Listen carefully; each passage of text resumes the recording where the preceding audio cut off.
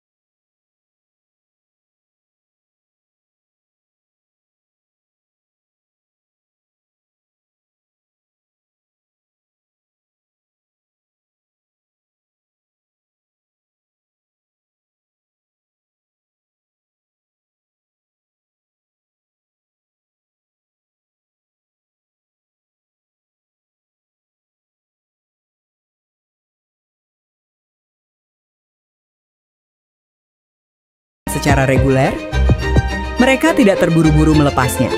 Mereka lebih memilih meminjamkannya, bukan untuk menyingkirkan pemain itu, tetapi untuk memberinya sesuatu yang tidak bisa didapatkan dari bangku cadangan. Pengalaman, jam bermain, dan kesempatan untuk berkembang. Pola itu terlihat pada James Golding saat belum mampu menembus tim utama. Oxford tidak langsung menutup pintu. Mereka meminjamkannya ke klub lain agar merasakan atmosfer sepak bola senior. Hal yang hampir sama juga terjadi pada Louis Sibley. Ketika belum menjadi pilihan utama, Oxford tidak buru-buru melepasnya.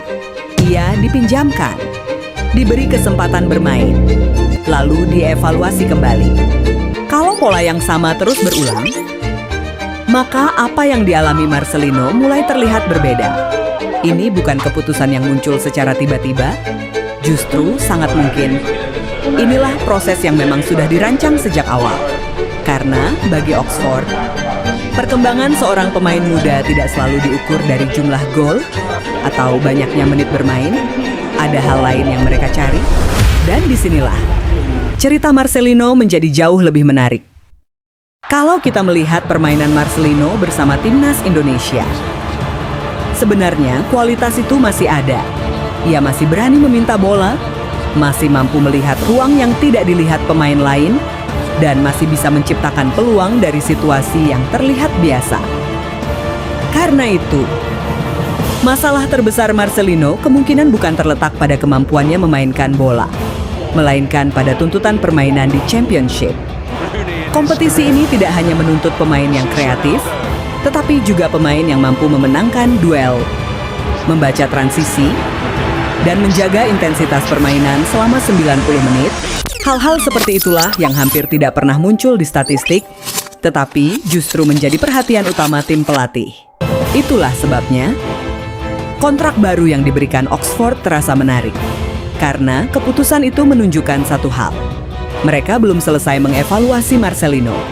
Mereka masih percaya bahwa ada potensi yang belum sepenuhnya terlihat di hadapan publik. Dan kalau kalian suka pembahasan seperti ini, yang tidak hanya membahas berita, tetapi juga mencoba memahami perjalanan karier pemain timnas Indonesia dari sudut yang berbeda, pastikan kalian subscribe. Karena setelah ini, masih ada banyak cerita pemain timnas Indonesia yang menarik untuk kita bedah bersama.